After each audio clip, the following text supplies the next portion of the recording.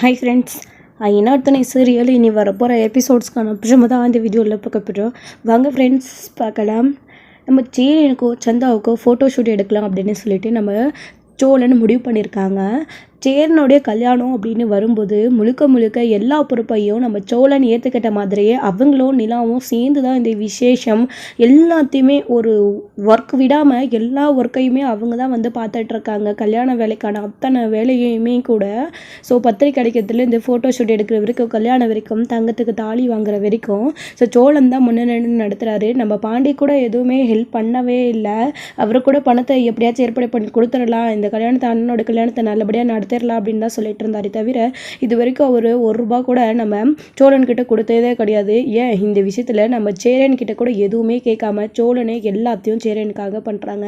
இதெல்லாம் நினைக்கும் போது நம்ம சேரனுக்கு ரொம்ப சந்தோஷமா இருக்கு. அது மட்டும் இல்லாமல் இப்போ ஃபோட்டோ ஷூட் அப்படின்னு சொல்லிட்டு ஃபோட்டோ ஷூட் எடுக்கிறதுக்காக வந்து வர வச்சிருக்காங்க இன்னைக்கு. ஸோ வந்து கரண்டி தூக்கி போட்டு நல்ல ஒரு ட்ரெஸ்ஸாக போட்டுட்டு வானே அப்படின்னு சொல்கிறாங்க. அப்புறம் வேஸ்ட்டு சட்டை கட்டிட்டு வரட்டுமா அப்படின்னு கேட்குறாங்க. இது வேண்டாம், வேறு ஏதாச்சும் போய் எடுத்துகிட்டு போட்டுட்டு வாங்கண்ணே, உங்களுக்கு நாங்கள் துணி எடுக்கிறப்பவே ஒரு 2 ட்ரெஸ் சேர்த்து எக்ஸ்ட்ரா எடுத்துருக்குறோம், வேஷ்டி சட்டையிலையும் நீங்கள் எடுத்துக்கலாம் சந்தா சாரீ கட்டும்போது. ஆனால் சந்தா என்ன காஸ்டியூம் போடுறாங்களோ அதுக்கேற்ற மாதிரி நீங்களும் காஸ்டியூம் போட்டு ஒரு 3-4 டைப்பில் எடுக்கணும் அப்படின்னு சொல்லிட்டு பேசிகிட்டே இருக்கவும் கேமராமேன் வந்துடுறாங்க. கேமராமேன் வந்த உடனே ஃபோட்டோ எங்கே எடுக்கலாம், என்ன பண்ணலாம், எது வந்து நேச்சுரலாக வரும் அப்படின்னமோ வெளியிலே வந்து தோட்டத்திலே வந்து எடுத்துக்கலாம் அப்படின்னு சொல்கிறாங்க. அப்படி சொன்னதுக்கப்புறமா சந்தா நீங்கள் போயிட்டு ரெடி ஆகிட்டு வாங்க அப்படின்னு சொல்கிறாங்க. நிலா அப்படின்னு கூப்பிட்ட உடனே நிலா உள்ளேருந்து வராங்க. சொல்லுங்கள் சோழன் அப்படின்னு. ஃபோட்டோ ஷூட்காக பாருங்கள் நம்ம சந்தா வந்திருக்காங்க, அண்ணனையும் நாங்கள் ரெடி பண்ணிடுறோம், நீங்கள் சந்தாவுக்கு ரெடியாக ஹெல்ப் பண்ணுறீங்களா, அவங்கள ரெடி பண்ணிடுறீங்களா அப்படின்னு கேட்கும்போது நான் பார்த்துக்கிற சோழன் அப்படின்னு சொல்லிட்டு நிலா உள்ளே கூட்டிகிட்டு போகிறாங்க. வாங்க சந்தா அப்படின்னு சொல்லிட்டு சந்தாவுமே ட்ரெஸ் சேஞ்ச் பண்ணிவிட்டு சூப்பராக ரெடி ஆகிட்டு வந்து நிற்கிறாங்க. இன்னொரு சைடு சேரன் ஆல்ரெடி ரெடி ஆகி ரொம்ப நேரம் ஆச்சு. அண்ணா என்னடா சோழா இவ்வளோ நேரம் ரெடி ஆகுறாங்க, 2 பேரும் வெளியில் வரலையே அப்படின்னவும், அண்ணா நீ ஒரு பேண்ட் சட்டையை போட்டுட்டு வந்துட்டேன், ஆனால் பொண்ணுங்க அப்படி இல்லைன்னா புடவை கட்டணும், நெகை நட்டு போடணும், கம்மல் போடணும், தலை வாரணும், மேக்கப் போடணும், எவ்வளவோ இருக்குன்னு அப்படின்னு சொல்லிட்டு இருக்கும்போதே சந்தா வந்து நிற்குமோ சேரனுக்கு சந்தாவை பார்க்கும்போது ரொம்ப சந்தோஷம். அவ்வளோ அழகாக இருக்காங்க சந்தா. ஸோ முதல் அட்டம்ப்டே வந்து புடவை தான் கட்டிட்டு வந்திருக்காங்க. இதெல்லாம் பார்க்கும்போது ரொம்ப சந்தோஷமாக இருக்குது. சந்தா நல்லா இருக்கா அப்படின்னு கேட்குறாங்க. அவங்களும் நல்லா இருக்குன்னு சொல்கிறாங்க. சேரன் வாயை பொழுது பார்க்குறத நம்ம பல்லவன் பாண்டி இவங்கெல்லாம் பார்த்து ரொம்ப கிண்டல் பண்ணுறாங்க. அது மட்டும் இல்லாமல் நான் கல்யாணத்துக்கு அப்புறமா நான் இந்த மாதிரி நான் புடவையே கட்டிக்கிறேன், இல்லைனா நிலா மாதிரி நானும் சுடிதார் போட்டுப்பேன், நம்ம குடும்பத்துக்கு ஏற்ற மாதிரி நான் மாறிப்பேன் அப்படின்னு சொல்கிறாங்க. இதெல்லாம் கேட்கும் போது நம்ம சேரனுக்கு ரொம்ப சந்தோஷமாக இருக்குது. சந்தா இந்த டைமில் நான் இது கேட்கலாமா வேணாமான்னு தெரியல, உங்ககிட்ட நான் ஒரு விஷயம் கேட்கலாமா அப்படின்னு சேரன் சொல்லும்போது எல்லாருமே என்ன இந்த டைமில் என்ன கேட்க போகிறீங்க அப்படின்னு நிலா, சோழன், பாண்டி, பல்லவன் எல்லாருமே கேட்குறாங்க. நீங்கள் எல்லாரும் கொஞ்சம் அமைதியாக இருங்கடா, நான் சந்தா கிட்ட தான் கேட்கணும் அப்படின்னு சொல்லிட்டு நம்ம சேரன் சொல்கிறாரு. என்ன விஷயம் கேளுங்க அப்படின்னு கேட்கும்போது, கல்யாணத்துக்கு அப்புறமும் இந்த குடும்பத்தோடு சேர்ந்து எல்லாரும் ஒன்றா ஒத்துமையாக இருக்கணும், கூட்டு குடும்பமாக, நாளை பின்ன எதுவும் பிரச்சனை வந்தாலும் என் தம்பிங்களை என்னை விட்டு பிரிக்கக்கூடாது, எங்களுக்குள்ளே சண்டை வந்துடக்கூடாது, இதே வீட்டுக்குள்ளே நம்ம எல்லாரும் சேர்ந்து ஒன்றா இருக்கணும், ஸோ அண்ணந்தம்பிங்களுக்குள்ளே பிரச்சனை வரக்கூடாது, அது எதையும் நடக்காமல் நீ பார்த்துப்பான்னு எனக்கு ப்ராமிஸ் பண்ணி கொடுக்குறியா அப்படின்னு கேட்கவும் நிலாவுக்கு சோழனுக்கு ரொம்ப அதிர்ச்சி ஆகிடுது. ஆனால் என்னென்ன பேசிகிட்டு இருக்க நீ, அவங்க கிட்ட போயிட்டு கல்யாணத்துக்கு முன்னாடி இப்படி எல்லாம் பேசி அவங்கள பயமுறுத்தாதானே அப்படின்னு கேட்கவும், இதில் பயமுறுத்த என்னடா இருக்கு சோழா, உங்களை எல்லாரும் விட்டுட்டு என்னால் கண்டிப்பாக பிரிஞ்சிருக்க முடியாது, என்ன சண்டை சச்சரவு வந்தாலும் இதே வீட்டுக்குள்ளே தான் இருக்கணும், அண்ணன் தம்பிகளுக்குள்ள விரிசல் வந்துடக்கூடாது, நம்ம பிரிஞ்சிடவும் கூடாது, அதுக்காக தான்டா அப்படின்னு கேட்கவும், நீங்கள் கவலையே படாதீங்க, அது எல்லாத்தையும் நான் பார்த்துக்கிறேன், நான் அப்படியெல்லாம் எதுவுமே பண்ண மாட்டேன், உங்களுக்கு நான் வாக்கு கொடுக்குறேன் அப்படின்னு சந்தா வந்து ப்ராமிஸ் பண்ணி கொடுக்குறாங்க. சேரனுமே ரொம்ப சந்தோஷம். அப்போ நிலா இருந்துக்கிட்டு என்னென்ன அப்படியே இருந்தால் கூட என்ன தப்பு, நீங்கள் உங்களுக்குன்னு வாழ்க்கையை வாழ்ந்ததே கிடையாது, தம்பிங்களுக்காகவே இவ்வளோ நாள் வாழ்ந்து பழங்கிட்டீங்க, இப்போ அவங்க ஒன்றும் சின்ன பிள்ளைங்களேண்ணே, அவங்களும் வளர ஆரம்பிச்சிருவாங்க, அடுத்தடுத்து அவங்களுக்கும் லைஃப்னு இருக்குது, இன்னும் கொஞ்ச நாளில் உங்களுக்கு கல்யாணம் ஆன உடனே பாண்டியும் கல்யாணம் பண்ணிப்பார், அடுத்தடுத்து அவங்க லைஃப்னு ஒன்று இருக்குதுல்ல, பிரச்சனை சண்டை சச்சரவுகள் வரணும் அப்படின்னா அவங்களுக்கு ஏற்ற மாதிரி கம்ஃபர்டபுளாக இருக்கணும், தனி கொடுத்து போய் தானே ஆகணும் அப்படின்னவும், நிலா உன் வாயால் நீ அப்படி சொல்லாதப்பா, அப்படி நடக்கணும்னு நான் ஒரு நாள் கூட ஆசைப்பட்டது கிடையாது, அப்படி நடக்கவும் கூடாது அப்படின்னு சொல்லிட்டு நம்ம சேரன் சொல்கிறபடி புரியுதுன்னு குடும்பத்தை பிரிக்கணும்னு நானுமே நினைக்கல. அப்படி ஒரு சுச்சுவேஷன் வந்தா அப்படின்னமோ அப்படி ஒரு சுச்சுவேஷன் வரக்கூடாதுன்னு நான் கடவுள்கிட்ட வேண்டிக்கிறேன்ப்பா அப்படின்னு சொல்லிட்டு நம்ம சேரின்னு சொல்லும்போது, சரி சரி அதெல்லாம் அப்புறம் பார்த்துக்கலாம், அந்த மாதிரிலாம் எதுவும் நடக்காது, இப்போ ஃபோட்டோகிராஃபர் வெயிட் பண்ணுறாரு, நடுங்க போகலாம் அப்படின்னு சொல்லிட்டு ஃபோட்டோ எடுக்கிறதுக்காக எல்லாருமே ஃபேமிலியாக போய் நின்றுட்டு இருக்காங்க. நடேசன் என்ன பண்ணுறாரு, கொஞ்ச நேரத்துலேயே அவங்களோட ஃப்ரெண்ட்ஸ்க்கெலாம் பத்திரிக்கை வச்சுட்டு வீட்டுக்கு வராரா. வந்த உடனே இங்கே தோட்டத்தில் வந்து ஃபோட்டோ ஷூட் நடந்துக்கிறத பார்த்துட்டு லைட்லாம் ஏறுது இல்லைங்களா, ஸோ அதாவது வெளிச்சம் போட்டு அந்த கேமரா ஃபோட்டோ எடுக்கிற போது டப்புன்னு அப்படி வந்த உடனே என்ன பண்ணுறாரு, என்னடா தோட்டத்துக்குள்ளே மட்டும் இடி இடிக்குது, மழை வரப்போதா அப்படின்னு சொல்லிட்டு மேகத்தை பார்த்துட்டு ஸோ உள்ளே ஓடி வராரு. என்னாச்சு ஏதாச்சும் புகை வருதா, பற்றிக்கிச்சு அப்படி இப்படின்னு பேசிட்டு வராரு. கொஞ்சம் அமைதியாக இருக்கிறீங்களா அப்படின்னும், என்னடா நடக்குதுங்க அப்படின்னு பார்த்தா தெரியல, ஃபோட்டோ ஷூட் எடுக்கிறாங்க அப்படின்னும், ஓ இதுக்கு பேர் தான் ஃபோட்டோ ஷூட்டா அப்படின்னும், எனக்கு கூட ஃபோட்டோ எடுப்பீங்களா அப்படின்னு, கல்யாணம் உங்களுக்கா, அவங்க 2 பேருக்கும் தானே, அவங்களுக்கு தான் ஃபோட்டோ ஷூட் எடுக்கணும் அப்படின்னு சொல்லிட்டு ஃபோட்டோ ஷூட் எடுத்துகிட்டு இருக்காங்க.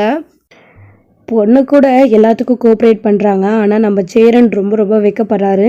ஆனால் சந்தாவை கூட சமாளிச்சிடலாம் போல இருக்குது, உங்களை சமாளிக்க முடியாது, நான் என்னென்ன நீ இப்படி பண்ணுற அப்படின்னு சொல்லிட்டு பாண்டி சோழன் பல்லவன் மாற்றி அவங்கள ஃபோட்டோ ஷூட் எடுக்கிறதுக்காக அவங்கள நிற்க வைக்கிறதே பெரிய பாடாக இருக்குது அவங்களுக்கு. நிலா இதெல்லாம் பார்த்து பயங்கரமாக சிரித்து ஃபன் பண்ணிகிட்டு இருக்காங்க. ஸோ அப்படியே ஃபோட்டோ வந்து எடுத்துகிட்டு இருக்காங்க. ஃபோட்டோ எடுக்கிறவருக்கு கூட டயர்டாகிடுச்சு. கொஞ்ச நேரத்தில் நிலா எல்லாருக்குமே வந்து ரொம்ப வெயிலாக இருக்குது, ஷொட்டிங்காக இருக்குதுன்னு சொல்லிட்டு ஜூஸ் போட்டு வந்து கொடுக்குறாங்க. நடேசனுமே வந்து நின்னே பார்த்துட்ருக்காரு. எனக்கு மட்டுமேடா ஃபோட்டோ ஷூட்டு, நீங்கள் எல்லாருமே வாங்கடா கூட சேர்ந்து ஃபோட்டோ எடுத்துக்கலாம் அப்படின்னு. அண்ணா நாங்கள் தாலி கட்டும்போது கல்யாணத்தில் நாங்கள் உங்கள் கூட நின்று ஃபோட்டோ எடுத்துக்கிட்டா போதுண்ணே, இது ஃபோட்டோ ஷூட்னா உங்களுக்கு மட்டும் எடுக்கிறது தானே அப்படின்னு. இருக்கட்டும் பரவாயில்ல நீங்களும் வாங்கடா அப்படின்னு சொல்லிட்டு சேரன் வற்புறுத்தி கூப்பிடுறாரு. அதுக்கப்புறம் வரும் ஆளுக்கு ஒரு ஃபோட்டோ அப்படின்ற மாதிரி எல்லாரும் வந்து முதல்ல எல்லாரும் சிங்கிளாக நின்று ஃபோட்டோ எடுத்துக்க ஆரம்பிக்கிறாங்க.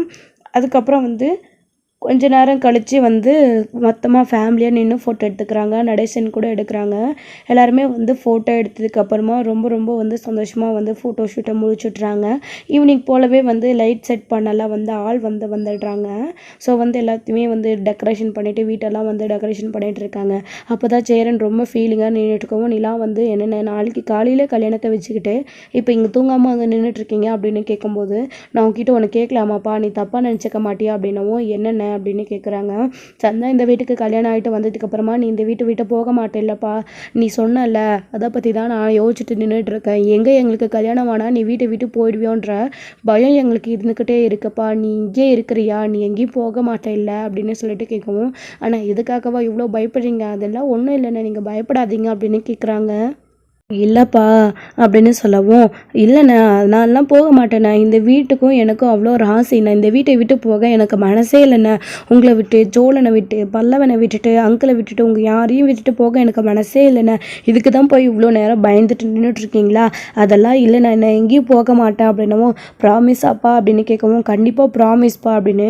இல்லைப்பா நீ வீட்டை விட்டு போகிறேன் அப்படின்ற மாதிரி தெரிஞ்சிச்சுன்னா கண்டிப்பாக நான் வாழ்க்கை ஃபுல்க கல்யாணமே பண்ணிக்காம கூட இருக்கேன்ப்பா, நீ போதும்ப்பா இந்த வீட்டுக்கு அப்படின்னு நம்ம சேரன் சொல்லவும், அண்ணா அது எப்படின்னு விடுங்கண்ணே, எனக்காக இப்படி ஒரு வார்த்தையெல்லாம் நீங்கள் சொல்லாதீங்கண்ணே, உங்களுக்குன்னு ஒரு துணை வேணும் இல்லைண்ணே, தம்பிங்களுக்காகவே குடும்பத்துக்காகவே இவ்வளோ நாள் வாழ்ந்த உங்களுக்குன்னு ஒரு துணை வேணும், நீங்களும் லைஃப்பில் சந்தோஷமாக இருக்கணும் இல்லைண்ணே, நீங்கள் எதை பற்றியுமே வந்து கவலைப்படாதீங்கண்ணே, எல்லாம் சரியாக தான் போகும் சரிங்களா, எல்லாம் நாளைக்கு நல்லபடியாக நடந்து முடிக்கும், கல்யாணத்துக்கு சீக்கிரமாக போகணும். இப்படி உட்காந்து கண் விழிச்சிட்டு இருக்காம உள்ளே வந்து படுங்க வாங்கண்ணே அப்படின்னு சொல்லிட்டு உள்ளே வந்து கூட்டிகிட்டு போகிறாங்க. நிலா வந்து சோழன் இதெல்லாம் கேட்டுட்டு ரொம்ப சந்தோஷப்படுறாங்க. ஸோ மறுநாள் காலையில் வந்து கல்யாணத்துக்காக எல்லாருமே போயிட்டு ரெடியாக வெயிட் பண்ணிட்டு இருக்காங்க. வானத்தையுமே கூட அவங்களுக்கு அடுத்த கல்யாண புடவை வந்து கட்டிக்கிட்டு வானத்தையோட குடும்பத்தில் இருந்து நம்ம சேரனுடைய அத்தை மாமா பெரியப்பா பெரியம்மா இவங்க எல்லாரும் கூட கார்த்திகா வீட்டு சைடில் இருந்து அவங்களோட ஹஸ்பண்ட் அவங்க, ஸோ அதுக்கப்புறம் வீட்டில் வந்து எல்லாருமே அவங்களுடைய அப்பா அம்மா எல்லாருமே யார் யாருக்கு பத்திரிக்கை வச்சாங்களோ அவங்க எல்லாருமே நம்ம சோழனுடைய ஃப்ரெண்ட்ஸு, நம்ம நிலாவுக்கு தெரிஞ்ச ஆஃபீஸ் ஃப்ரெண்ட்ஸு ஒருத்தர் 2 பேர், அது மட்டும் இல்லாமல் பல்லவனுடைய காலேஜ் ஸ்டூடெண்ட் அப்படின்னு சொல்லிட்டு கல்யாணமே வந்து களை கட்டுது. சேரின் இதெல்லாம் பார்த்துட்டு, என்னடா சோழா இவ்வளோ பெருசாக ஏற்பாடு பண்ணியிருக்கீங்க, இதுதான் சிம்பிளாக பண்ணுறதா, இப்படி தாண்டா கல்யாணமே பண்ணுவாங்க, சிம்பிள்னு சொல்லி என்னை ஏமாற்றி இவ்வளோ பெரிய ஏற்பாடை பண்ணி வச்சுருக்கீங்க, நான் அப்போவே உங்ககிட்ட படித்து சொன்னேன் வேண்டான்னு, ஆனால் கேட்கலையா நீங்கள், எத்தனை தடவை சொன்னேன் எப்படி பண்ணுறீங்க சிம்பிளாக போதும்னு சொல்லிட்டு, ஆனால் கேட்காம இந்த அளவுக்கு பண்ணியிருக்கீங்களா அப்படின்னுவோம். அண்ணன் உங்கள் கல்யாணத்தை இப்படி கூட பண்ணலைன்னா எப்படின்னா அப்படின்னு சொல்லிட்டு நிலா சோழன் கேட்டுட்டு இருக்காங்க நம்ம சேரன் கிட்ட.